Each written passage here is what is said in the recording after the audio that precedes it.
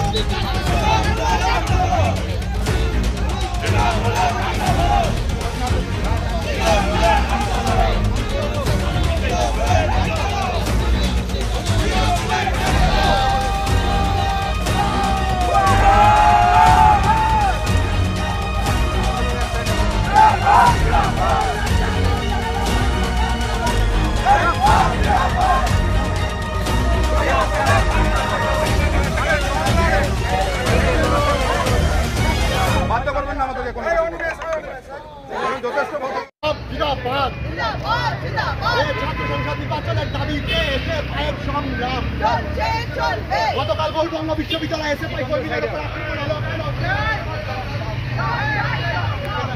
সরকার জবাব দাও। গতকাল গৌড়বঙ্গ বিশ্ববিদ্যালয়ে এসএফআই কর্মীদের উপর আক্রমণ হলো কেন? তৃণমূল সরকার জবাব দাও। এই পুলিশ তুমি উর্দি ছাড়ো, পুলিশ তুমি উর্দি ছাড়ো, এই পুলিশ তুমি উর্দি ছাড়ো, এই পুলিশ তুমি উর্দি ছাড়ো, এই পুলিশ তুমি উর্দি ছাড়ো।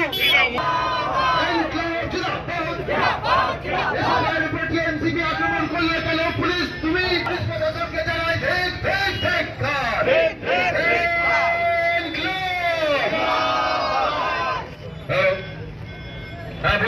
মালদা জেলার বুকেও আমাদের মালদা জেলার এসএফআই অংশগ্রহণ করেছিল এবং ইউনিভার্সিটির বাইরে ইউনিভার্সিটির সাইডে গিয়ে তারা ক্যাম্পাসের সাইডে গিয়ে দাঁড়িয়ে শান্তিপূর্ণভাবে তারা গণবিক্ষোভ দেখাচ্ছিল গণতান্ত্রিক পদ্ধতিতে। তাদের বিক্ষোভ তারা কর্মসূচি ওখানে পায়, তাদেরকে মারধর করা হয়, তাদেরকে বাড়িতে ফেলে পেটানো হয়।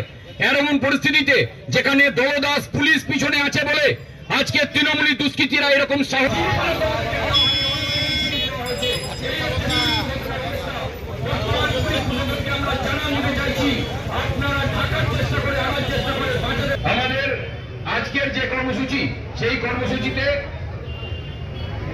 কর্মসূচিতে আমি একটু পরে বক্তব্য রাখার জন্য অনুরোধ করব আমাদের শিক্ষামন্ত্রী শিক্ষা প্রতিষ্ঠানগুলোতে সুষ্ঠু সাধারণ নির্বাচন করতে হবে। দুষ্কৃতিতে তারা নিরীহ ছাত্রছাত্রী আক্রান্ত হচ্ছে কেন? পুলিশ প্রশাসন জবাব দেওয়ার দাবিতেই এই লড়াই চলছে। ক্যাম্পাসগুলোকে সন্ত্রাস মুক্ত করতে সমস্ত শিক্ষা অনুরাগী মানুষ এক হও। রাজ্যের অভ্যন্তরে সমস্ত সন্ত্রাস মুক্ত। Bureau report, news for Bengal.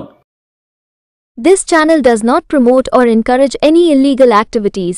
All contents provided by this channel is meant for educational purpose only.